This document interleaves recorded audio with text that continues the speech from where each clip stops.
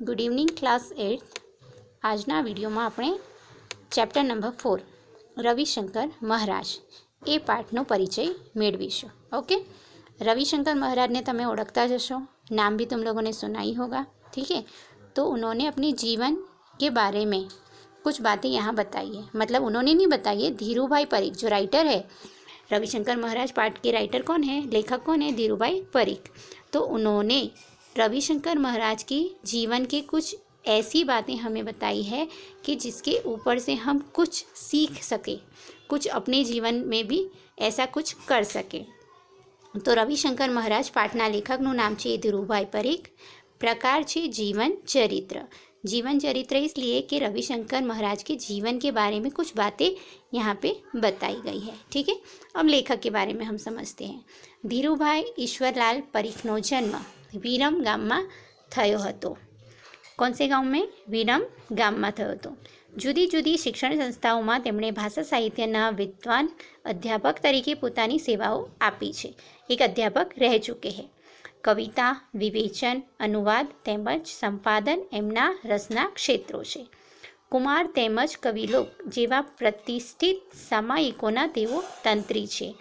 છપ્પા સંગ્રહ અંક 25 તેમની હાઇકુ સંગ્રહ આજ્ઞા પણ નોંધપાત્ર છે. ઓકે, તો આ એમના સાહિત્ય સર્જનની આલેખન અહીંયા કર્યું છે. એમનું સાહિત્ય સર્જન તેમણે કઈ કઈ રીતે કર્યું છે, તો છપ્પા લખ્યા છે, પછી કાવ્ય કવિતા રચી છે, અનેક વસ્તુઓની રચના કરી છે, સામાયિકો પણ રચ્યા છે, સામાયિકના તંત્રી પણ બન્યા છે. હવે આ પાઠમાં રવિશંકર મહારાજે શું કામ કર્યું છે તેની વાત ધીરુભાઈ પરીખે કરી છે. તો પ્રસ્તુત કૃતિ દ્વારા લેખકે રવિશંકર મહારાજના જીવન કાર્યને રસઅડતી શૈલીમાં રજૂ કર્યું છે. રસઅડતી એટલે કે આપણને રસ પેદા કરે તેવું, રસમય રીતે, ઇન્ટરેસ્ટ આવે એ રીતે સુંદર રીતે અહીંયા પ્રસ્તુત કરી છે. મહારાજના સાદગી અને સેવાના અનેક પ્રસંગો. તો રવિશંકર મહારાજના જીવનના સેવાના, બરાબર છે, સેવાના કયા કયા પ્રસંગો છે એ પ્રસંગોની અહીંયા વાત ધીરુભાઈ પરીખે કરી છે. સાદગી એટલે કે એકદમ સિમ્પલ જીવન રવિશંકર મહારાજે જીવ્યું હતું, અને આ પોતાની સાદગીભર્યા જીવનમાં તેમણે કયા સેવાના કાર્યો કર્યા છે તેનું સુંદર વર્ણન અહીં પાઠમાં પ્રસ્તુત કરેલું છે. ઓકે, હવે પાઠનો ફર્સ્ટ પેરેગ્રાફ આપણે સમજીએ. महाराज અને वड़ी सेवक. तो कहते हैं महाराज भी है और सेवक भी है. तो ऐसा कैसे? क्वेश्चन मार्क दिया है तुम्हें. महाराज होते हैं तो वो सेवक कैसे हो सकते हैं? तो महाराज एटले तो मोटो राजा. ठीक है, वो हम सब जानते हैं. मोटो राजा तो सेवा करावे कि सेवा करे. तो जो राजा होता है वो दूसरों से सेवा करवाता है, खुद सेवा दूसरों की सेवा नहीं करता है. पर यहाँ ये जो महाराजा है वो कुछ अलग महाराजा है. हाँ, पर आ महाराज तो राज विनाना महाराज, कि ये महाराजा है पर उनके पास कोई राज्य नहीं है, सैनिक नहीं है, मोटा राजपाट नहीं है, कुछ भी नहीं है, मगर फिर भी ये महाराज है. नवाई लागे छे ने कि तमने आ बात जानीने आश्चर्य थशे. हम महाराजा किसको बोलते हैं? कि जिसके पास बहुत सारे सैनिक होते, राजमहल होते, धन दौलत ऐश्वर्य ये सब कुछ होता है, तो हम उसे महाराज कहते हैं. पर ये जो महाराज है उनके पास ऐसा कुछ भी नहीं है. तो इसीलिए ये बात जानकर हमें आश्चर्य होगा कि राज विनाना ते वड़ी महाराज होय, कि जिसके पास राज्य ही नहीं है तो वो महाराजा कैसे हुए. हाँ, आ नवाई पमाड़े तेवी छे. तो कि हाँ, हमें ये बात आश्चर्य पैदा करे ऐसी है. लोगों हृदय पर जेमनी सत्ता चाले. यहाँ ये पॉइंट अंडरलाइन करके रखना कि लोगों हृदय पर लोगों के हृदय पर जिसकी सत्ता चलती है, हुकूमत चलती है, ए छे आ महाराज. कि वो जैसा कहते हैं वैसा ही लोग करने के लिए हमेशा तैयार होते हैं. तो लोगों हृदय पर जेमनी सत्ता चाले छे, जिसकी हुकूमत चलती है, तो एवा छे आ महाराज. ओके, अब है सेकेंड पैराग्राफ में.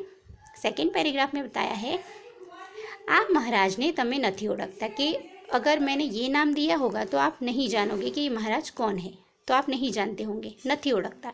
लो तो हूँ एमનું नाम कहूँ. तो अब मैं उनका पूरा परिचय बताता हूँ.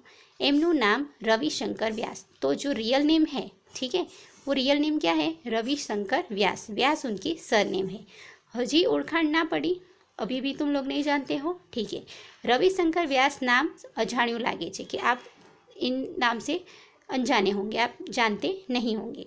अरे एज एमનું खरू नाम छे. तो यहाँ पे क्वेश्चन आएगा कि एमનું साचું नाम शुं हतुं? तो रविशंकर व्यास.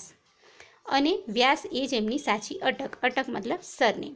आ तो एमना लोकहितना कार्यों, अभी यहाँ पॉइंट अंडरलाइन करके रखना कि लोकहितना कार्यों एमनी निस्वार्थ प्रवृत्तिओथी लोकोए ज एमने महाराजनु बिरुद आप्युं। बिरुद मतलब सम्मान, उपनाम। ठीक है, तो यहाँ क्वेश्चन आएगा कि महाराजनु बिरुद कया कारणथी एमने मळ्युं।